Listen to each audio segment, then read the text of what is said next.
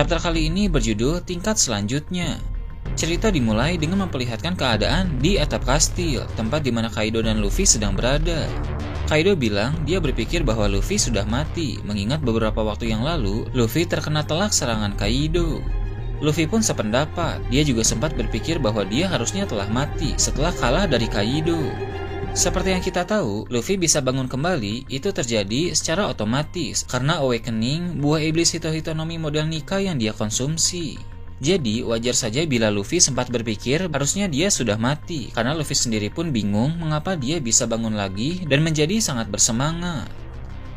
Terlihat sebagian lantai di atap kastil telah berubah menjadi karet dan Luffy tampak memantul-mantulkan tubuhnya dengan sangat gembira. Kaido pun mengatakan bahwa kondisi di mana lingkungan di sekitar berubah menjadi karet itu merupakan pengaruh dari awakening para Mesia. Namun, Kaido merasa aneh dengan perubahan yang terjadi di tubuh Luffy, yang mana menurut Kaido, perubahan fisik semacam itu harusnya hanya didapatkan oleh seorang pengguna buah iblis Zoan. Buah iblis yang Luffy konsumsi memang sangat istimewa, karena buah iblis Mythical Zoan Hito-Hito no Mi model Nika itu seperti memberi Luffy kekuatan Zoan dan para Mesia sekaligus. Kaido yang sedang dalam mode naga pun segera bergerak maju lalu memakan Luffy. Luffy masuk ke dalam mulut Kaido, kemudian Luffy segera membuat tubuhnya menjadi berotot dan mencoba menahan bagian atas mulut Kaido. Namun, Luffy tidak bisa membuat mulut Kaido terbuka dengan lebar, sehingga Luffy pun meluncur masuk ke dalam perut Kaido. Kaido pun tampak terkejut dan kesakitan akibat ulah Luffy, karena di dalam perutnya, Luffy bergerak dengan cepat ke atas dan ke bawah. Setelah itu, hal yang cukup lucu pun terjadi, di mana ketika Luffy mencapai bagian tengah perut naga Kaido, Luffy memakai teknik Fusen sehingga tubuh Luffy menjadi besar. Dengan begitu, secara otomatis perut Kaido juga menjadi ikut membesar. Yamato dan Momonosuke yang sedang melihat Kaido dari kejauhan menjadi terkejut sebab perut naga Kaido bisa membesar seperti itu. Mereka berdua pun bertanya-tanya apa yang sebenarnya sedang terjadi karena Kaido secara tiba-tiba menjadi gemuk. Sementara itu, Kaido juga bingung dengan apa yang dia alami. Beberapa saat kemudian, Luffy melihat ada dua cahaya di dalam tubuh Kaido. Ternyata, dua cahaya itu adalah bola mata Kaido. Secara mendadak, Luffy pun memanjangkan kedua tangannya ke arah bola mata itu, sehingga tangan Luffy bisa tembus keluar dari dalam mata Kaido.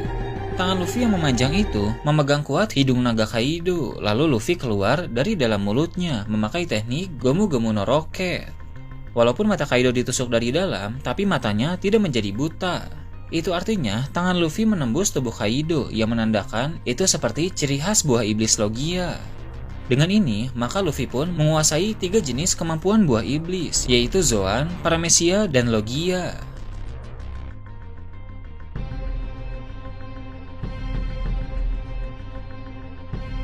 Luffy yang keluar dari dalam tubuh Kaido tertawa dengan gira. Tak lama kemudian, Luffy mengempeskan tubuhnya sendiri dengan cara membuang angin dari dalam mulutnya, sehingga tubuh Luffy terbang ke atas seperti balon yang sedang kempes. Beberapa saat kemudian, terdengar suara Luffy yang meneriakkan Gomu Gomu no Gigan, yang membuat Yamato dan Momonosuke menjadi sangat terkejut. Sebab, Luffy yang keluar dari awan menjadi sangat besar, mungkin lebih besar dari ukuran raksasa pada umumnya. Lagi-lagi, Momonosuke dan Yamato menjadi bingung dengan apa yang mereka lihat, karena tiba-tiba muncul sesosok raksasa dari dalam awan. Momonosuke dan Yamato pun mulai menduga jangan-jangan itu memang Luffy.